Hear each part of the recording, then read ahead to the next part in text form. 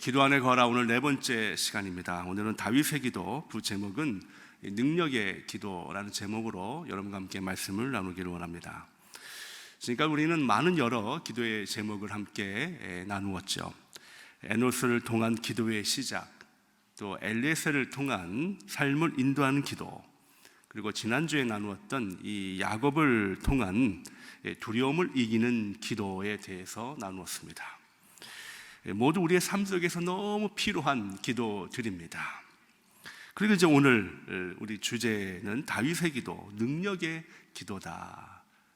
지난 3주간 나누었던 모든 기도도 참 우리에게 필요하고 또 힘이 되는 기도였다면, 특별하게 오늘 나누게 되는 능력의 기도는 우리 믿는 자들이 다 사모하는 기도의 모습이 될 것입니다. 여러분들도 능력의 기도를 선포하시기를 주님의 축복합니다. 네. 능력의 기도. 여러분들 능력의 기도라고 하면 이미지가 무엇이 생각날까요? 저는 능력의 기도 하니까 어떤 이미지가 생각나냐면, 갈멜산에서 엘리야가 기도할 때에 하늘에서 불이 내려서 제단을 태웠던 그 기도가 생각나는 거예요. 살아계신 하나님을 안 믿는 자들에게 확 한 번에 보여줬던 그 능력의 기도, 이게 생각났습니다. 또 사도행전 2장에 보면 마가의 다락방에서 성령이 임했을 때에 많은 성도들이 그 기도를 통하여 능력을 받았던 것이 기억이 나죠? 여러분 성경을 통해서 아시죠? 바로 이런 것들이 능력의 기도다, 이렇게 우리는 생각할 수가 있지요. 그래서 우리 이미지 속에는 능력의 기도하면 어떤 기적과 이적이 나타나고 또 어떤 우리의 응답이 나타날 때에 그것을 능력의 기도라, 이렇게 우리가 고백하기가 쉬워요. 그러다 보니까 이 능력의 기도의 정의가 어떻게 보면 이게 한정이 되어 있습니다. 능력의 기도하면 막 불이 나타나야 되고, 막 이적과 기적이 나타나야 되고, 뭐가 좀 눈에 보여져야 되고, 뭐 이런 것들이 능력의 기도라, 이렇게 우리가 오해할 수가 있어요. 어느 신학교에서 신학생들이 기도원에 갔습니다. 산기도를 간 거예요. 저도 한국에서 신학교를 다녔지만 이렇게 자주 다녔습니다. 왜냐하면 능력을 받으려고. 목회를 하려면 능력을 받아야 좀 또 귀한 목회를 할 수 있잖아요. 그래서 산기도 종종 갑니다. 어느 신학교에서 전도사님들이 이제 산기도를 갔어요. 가서 기도하는 거예요. 각자, 하나님, 저에게 오늘 능력을 베풀어 주셔서 이 능력을 가지고 목회할 수 있도록 하나님 함께하여 주옵소서, 막 이런 기도를 하였습니다. 한 전도사님도, 김 전도사님이 그렇게 기도를 한 거예요. 하나님, 오늘 나에게 능력을 베풀어 주사 오늘 그것을 경험하고 내가 내려갈 수 있도록 도와달라고 막 기도를 한참 하고 있는데, 갑자기 눈을 감고 있는데 멀리서 불빛이 보이는 거예요. 눈을 감았는데, 하나님 감사합니다, 드디어 성령이 나에게 오는 것 같네요. 이 성령의 불이 오늘 나에게 임하도록 하나님 도와주옵소서. 열심히 기도하는데 점점 불이 가까이 오는 거예요. 그래서 하나님 감사합니다 막 이러고 기도를 하는데, 또 귀에 뭐가 들리는 것 같아요. 뭐라고. 그래서 하나님, 성령님이 저에게 말씀하시는군요. 그러더니 나중에는요, 이 불이 이 얼굴 앞에서 계속 뺑뺑뺑 도는 거예요. 그리고 뭐라고 막 들리는 거예요. 알고 봤더니 동료 전도사님이 플래시라이트를 가지고 내려가야 돼요. 내려가야 돼. 그 뭐가 들렸는데 그게 내려가자는 얘기였어요. 그리고 내려왔어요. 내려왔는데 얼마나 마음이 공허합니까? 그래서 혼자 기숙사에서 기도해서, 하나님, 제가 그렇게 능력을 달라고 기도했는데 그냥 플래시라이트만 보고 왔네요. 그때 하나님께서 깊은 마음에 음성을 주시는 거예요. 나는 너와 늘 함께 있다. 나는 이미 너에게 능력을 주었다. 너의 삶 속에서 그 능력을 이렇게 사람들에게 보이면서 살아라. 그 음성이 잔잔하게 들리는데 그 전사님이 그곳에서 정말 주님의 성령을 경험했다라는 이야기예요. 우리가 보이는 이 간단한 예지만, 능력이 기도하면 어떤 눈에 보이고 기적과 이적만을 우리가 생각할 수가 있습니다. 아닙니다. 때로는 우리가 기대하지 않았던 곳에서, 장소에서, 사람을 통해서, 시간을 통해서 하나님 그곳에서 우리에게 하나님의 능력을 보여주시고요, 그걸 통해서 우리가 능력의 기도를 선포할 수 있음을 여러분 기억하셔야 돼요. 네, 그렇습니다. 능력의 기도는 물론 기적과 이적을 통해서도 우리에게 보여지고 들려주지만, 능력의 기도는 비록 우리의 삶 속에서 그런 것이 일어나지 않을지라도 우리는 우리가 있는 삶 속에서 주님을 바라보고 또 그곳에서 능력의 기도를 선포하는 것, 이것이 참된 능력의 기도라는 거예요. 오늘 다윗의 기도를 통해서 그럼 다윗은 어떤 능력의 기도를 하나님 앞에 드렸는가, 두 가지만 여러분과 함께 나누어 보기를 원합니다. 자, 첫 번째는요, 능력의 기도는 우리의 삶 속에서 감사를 찾는 것이다 라는 거예요. 오늘 본문, 우리가 읽었던 본문은 사무엘하 7장이죠. 이 사무엘하 7장은 다윗에게는 굉장히 의미 있는 본문입니다. 굉장히 중요한 본문이에요. 왜냐하면 여러분, 다윗처럼 파란만장한 삶을 살았던 사람은 없을 것 같아요.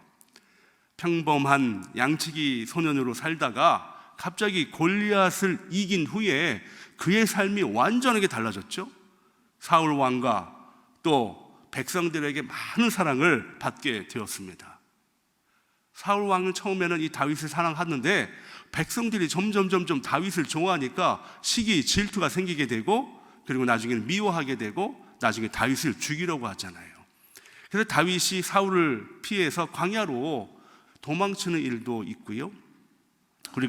그리고 골리앗을 죽였던 그 용맹한 다윗이 자신의 생명을 부지하기 위해서 침을 흘리며 미친 척도 하기도 하고요. 이런 삶을 살았던 사람이 누구예요? 다윗입니다. 그러니까 다윗처럼 파란만장한 삶을 사는 사람은 별로 없을 것 같아요. 그랬던 다윗이요, 나단 선지자, 하나님은 나단 선지자를 통해서 이제 다윗을 통하여 영원한 왕조를 약속한 거예요. 이건 대단한 사건입니다. 이제는 다윗을 통하여 더 이상 도망가지 않고 너가 왕이 된 이후에 이제 너의 왕조는 영원할 것이다 라는 이 약속을 나단 선지자가 하나님부터 받고 그것을 다윗에게 이야기해줘요. 그러니까 얼마나 가슴 벅찹니까? 이제 내가 더 이상 도망 안 쳐도 되는구나, 더 이상 쫓겨다니는 인생이 아니구나, 더 이상 두려워하는 인생이 아니구나, 이제 내가 왕이 되고 이제 나의 왕조는 영원하리라는 이 약속을 받았으니 얼마나 기쁘고 감사하고 표현할 것이 얼마나 많겠어요. 오늘 본문이 바로 그거예요. 그 약속을 받은 다윗이 언약궤가 있는 장막에 들어가서 이제 하나님 앞에 기도하는 거예요. 그 약속을 듣고, 그러니 그 기도가 얼마나 감사하겠습니까? 그게 우리가 읽었던 본문입니다. 그래서 오늘 본문 한번 볼까요? 다시 한번 사무엘하 7장 18절. 그 약속을 듣고 이제 언약궤가 있는 장막에 들어가서 거기서 앉아서 기도하는 다윗을 여러분 한번 상상하면서 바로 18절에 이 기도를 하고 있어요. 어떻게 합니까? 다윗 왕이 여호와 앞에 들어가 앉아서 이르되 주 여호와여, 나는 누구이오며 내 집은 무엇이기에 나를 여기까지 이르게 하셨나이까. 이게 첫 번째 기도예요. 다윗이 이제 자신의 모든 삶을 정리하면서 이제 하나님께서 그를 왕으로 세우셨고, 이 약속을, 왕으로 세운 것을 약속을 받은 다윗이 하나님께 첫 번째 했던 기도가 바로 이거예요. 여호와여, 나는 누구이오며 내 집은 무엇이기에 나를 여기까지 이르게 하셨나이까. 우리가 보면, 성경을 읽다 보면 그냥 그런가 보다 넘어가는 게 참 많아요. 근데 여러분, 이 18절의 이 구절은 굉장히 중요한 의미를 두고 있어요. 먼저 보면 우리가 주목해야 할 것이 뭐냐면, 나는 누구이오며 내 집은 무엇이기에, 이거예요. 이거는요, 어떨 때 사용되냐면 하나님이나 왕 앞에서 감사를 표현할 때 사용되는 관용구입니다. 이 관용구라는 뜻은 뭐냐면 두 단어가 합해져서 특별한 단어의 의미를 가지는 거예요. 그걸 관용구라고 불러요. 그러니까 우리 옛날에 사극 보면 왕 앞에서 왕이 얘기하면 대신들이 뭐라고 얘기하죠? 보통 성은이 망, 이거 똑같은 얘기예요. 그러니까 이 단어는 뭐냐면, 여호와야 나는 누구이오며 내 집은 무엇이니까 라는 건 뭐냐면, 왕 앞에서 아니면 하나님 앞에서 정말 감사의 표현으로 하는 관용구입니다. 너무너무 감사하다는 것을 지금 다윗이 표현하고 있어요. 근데 여기서 끝나는 것이 아니라 사극 같으면 성은이 망극하나이다 하고 끝나잖아요. 근데 다윗은 여기서 한 걸음 더 나아가요. 뭐라고 하냐면 나를 여기까지 이르게 하셨나. 이게 중요한 거예요. 우리가 이 감사의 표현은 다 하나님 앞에 하죠. 하나님 감사합니다 라고 하는데 그 다음에 나가는 이게 중요합니다. 다윗이 고백한 나를 여기까지 이르게 하셨나이까, 이게 중요해요. 이게요, 여기까지라고 하는 히브리어가 야드 할롬입니다. 여긴 단지 여기까지, 야드 할롬이라는 뜻은 그냥 여기까지는 의미가 아니라 나의 삶을 그냥 함축한 거예요. 요약한 거예요. 내 삶을 다 요약해서 하나님 앞에 드리는 거예요.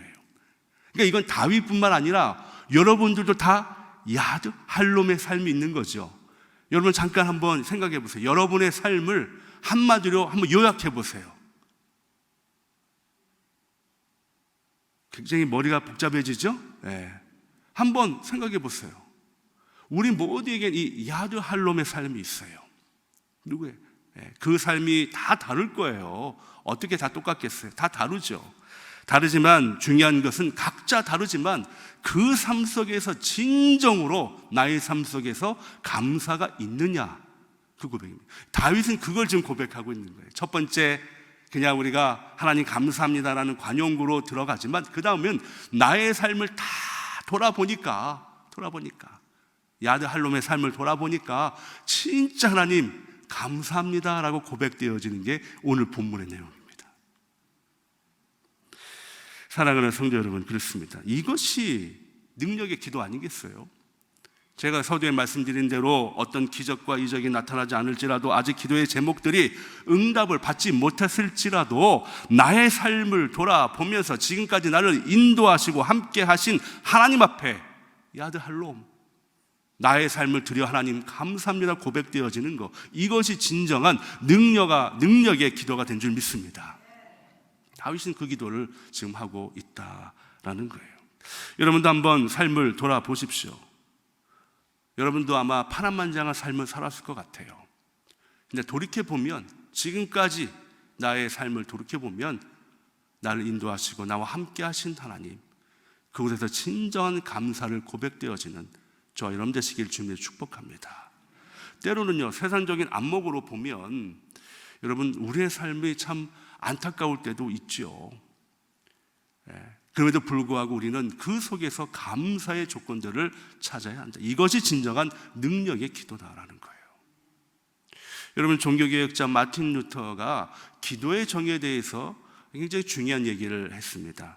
아주 재밌는 표현을 썼어요. 내 줄기를 통해서 화환을 만들듯이 기도를 하라. 이 마틴 루터의 얘기예요.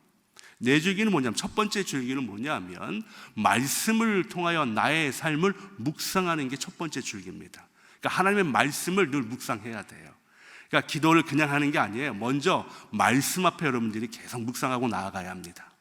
두 번째, 이 말씀을 묵상하다 보니까 나의 삶을 어떻게 해요? 돌아보면 감사의 조건들을 찾아야 되는 거예요. 감사의 조건들을. 그럼 세 번째는 그것을 어떻게 고백해야 돼요. 입술로.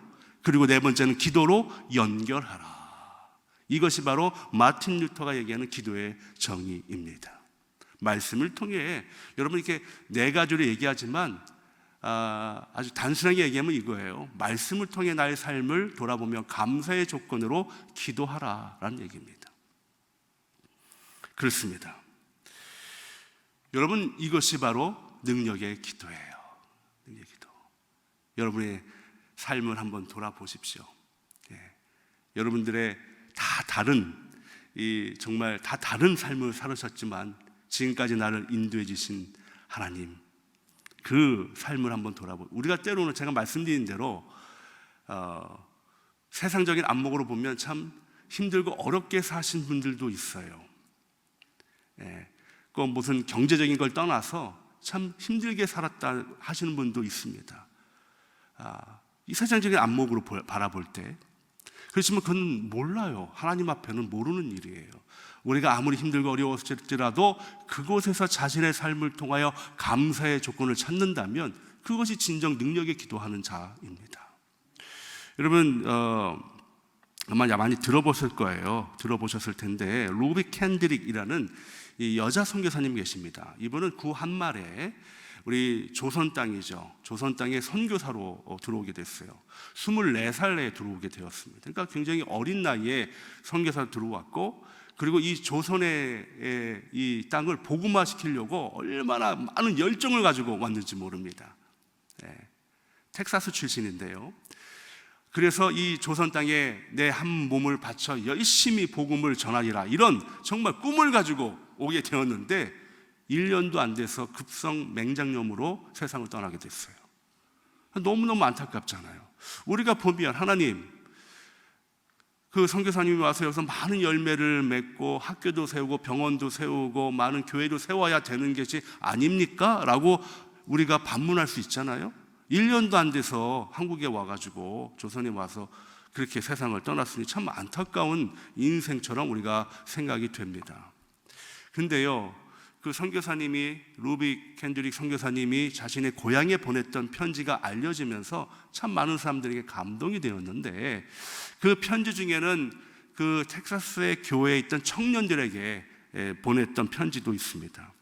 이런 내용이에요. 내가 죽으면 청년 여러분 10명씩, 20명씩, 혹 50명씩 조선으로 나오세요. 뭐 이런 간절한 부탁이 또 있고요. 그 다음에 이제 부모님에게 보내는 편지에는 우리가 너무나 잘 아는 내용이에요. 저에게 만일 남에게 줄 수 있는 1000개의 목숨이 있다면 저는 그 모든 것을 조선 사람들에게 바치겠습니다. 아니, 텍사스에 정말 미래가 촉망한 여자 자매님이 무슨 조선 땅에 그렇게 뭐가 있기에 그러겠어요. 그때만 해도 미개한 조선 땅 아니겠습니까? 근데 자신이 1000개의 목숨이 있더라도 모든 것을 조선 사람들에게 바치겠다. 1년밖에 조선에 와서 살지 못했지만 그 영향력은 너무너무 큰 거예요. 너무 큽니다.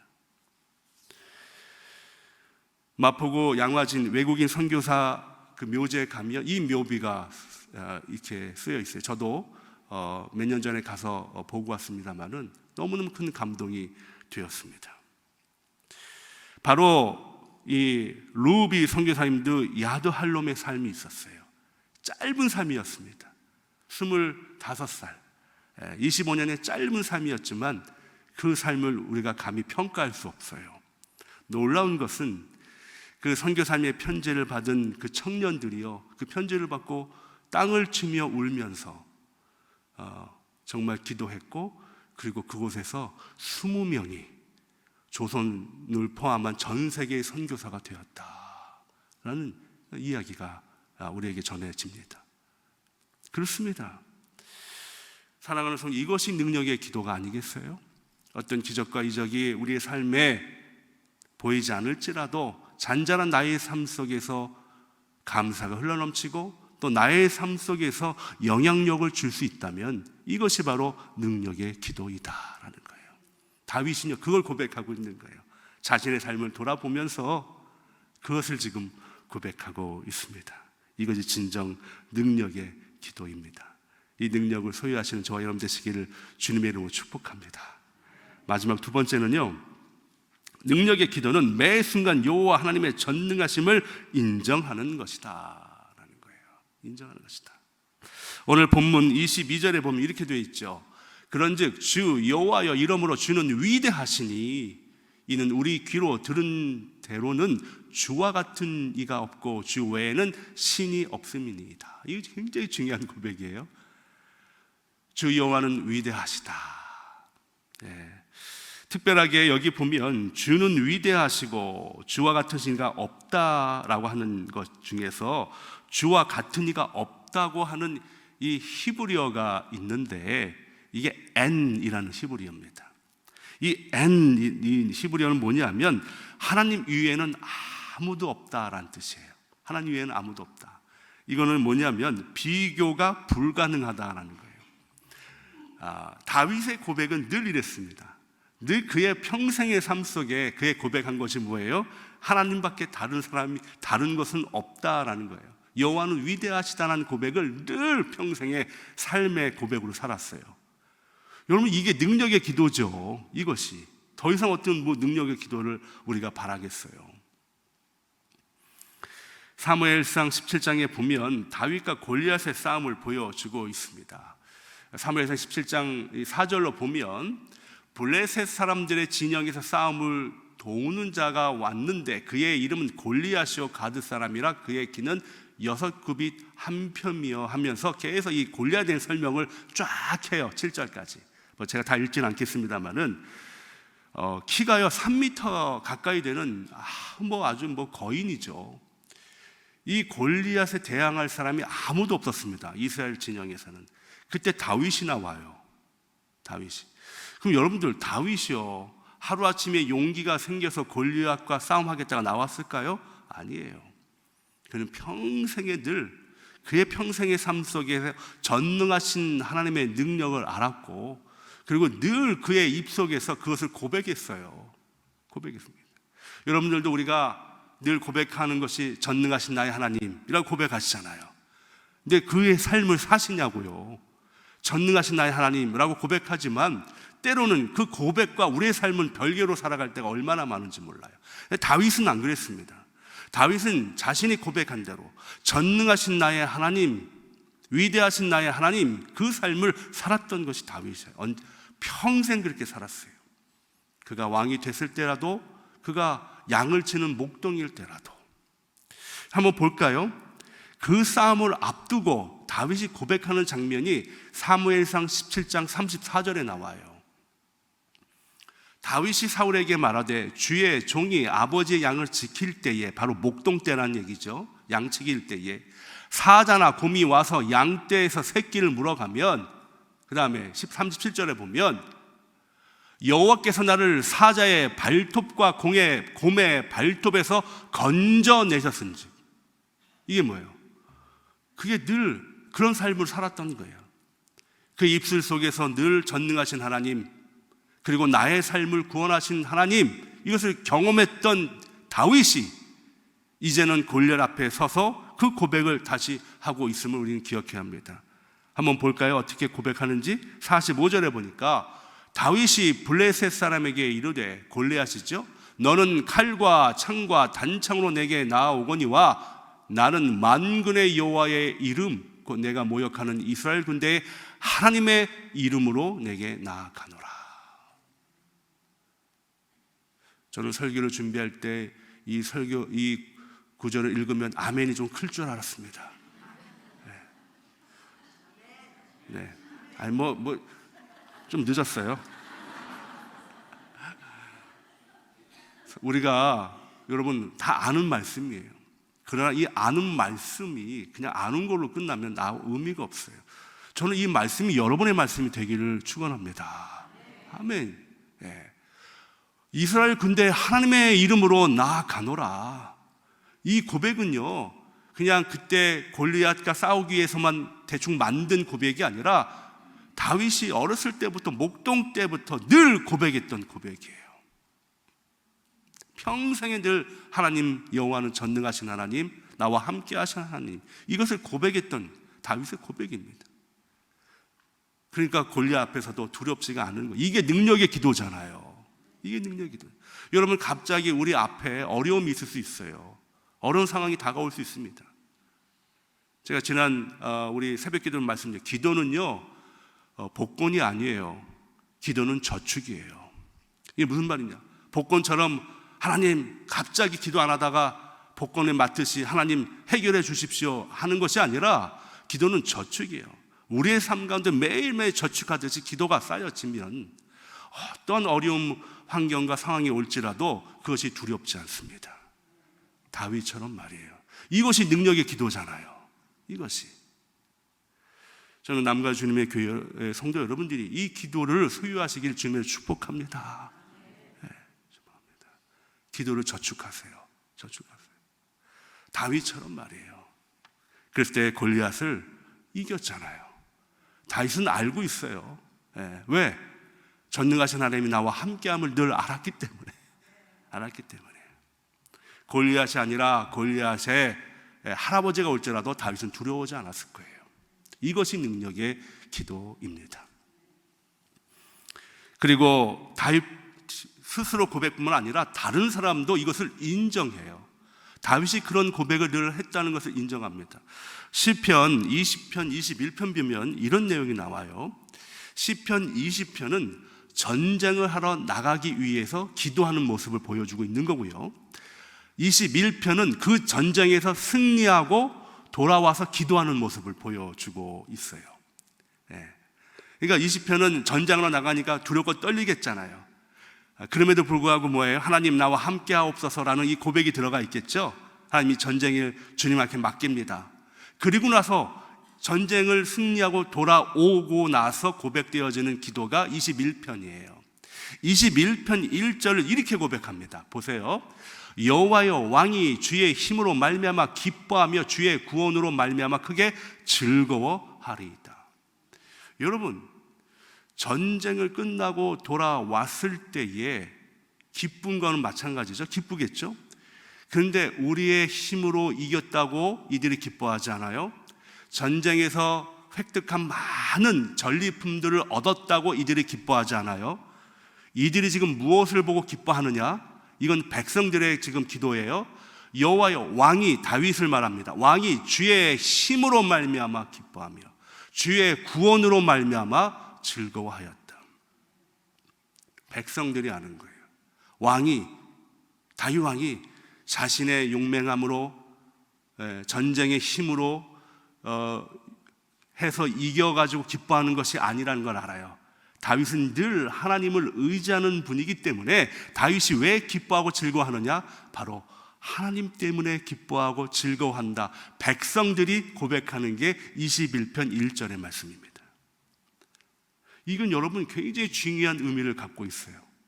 여러분의 삶 속에서 여러분들이 어떤 고백을 하는지 세상 사람들이 인정해야 되는 거예요. 여러분들이 전능하신 나의 하나님 나와 함께 하십니다라고 다윗의 고백처럼 여러분들이 그렇게 고백되어질 때 사람들은 그것을 인정하는 거예요. 저 사람은 정말 하나님과 함께하는 사람이구나. 이것은 뭐예요? 우리의 삶이 그만큼 중요하고 우리의 입술에서 어떤 고백이 되어지는가 얼마나 중요한지 모릅니다. 저는 여러분의 입술에서 바로 늘 이 고백이 이루어지기를 주님의 이름으로 축복합니다. 이것이 바로 능력의 기도입니다. 여러분 기억하십시오. 능력의 기도는 우리의 삶 속에서 감사를 찾아내는 거예요. 여러분 삶을 한번 요약해서 보면 감사의 조건들을 찾아내는 것이고, 능력의 기도는 매 순간 여호와 하나님의 전능하심을 인정하는 것이에요. 고백하는 것이에요. 여러분들이 또 내일 세상에 나아갑니다. 여러분의 삶 속에서, 직장에서, 가정에서 여러분 입술에서 계속적인 이 전능하신 나의 하나님을 인정하는 삶으로 고백되어질 때 이것이 바로 능력의 기도의 선포자임을 기억하시고 그런 삶으로 귀하게 살아가시는 저와 여러분 되시기를 주님의 이름으로 축복합니다. 눈을 감고 이 시간 기도할 때에 우리가 능력의 기도하면 제가 말씀드린 대로 어떤 현상적인 것만 우리가 많이 보았는데 그것이 아니라 매 순간 우리의 삶 속에서 능력의 기도가 선포되어야 합니다. 여러분 삶 속에서 감사의 조건을 찾아보십시오. 그것을 고백하십시오. 그게 능력의 기도예요. 다윗처럼 말입니다. 능력의 기도는 매 순간 여호와 하나님의 전능하심을 인정하고 고백하는 거예요. 그런 삶으로 살아가시길 바랍니다. 이것을 결단하는 시간 한번 갖기 원합니다. 주님, 제가 이제는 능력의 기도의 선포자로 살아갑니다. 함께 기도하며 주 앞에 나갑니다. 주님 감사합니다. 오늘도 이 시간 아버지 하나님 주 앞에 나갑니다. 전능하신 하나님 앞에 나가며 하나님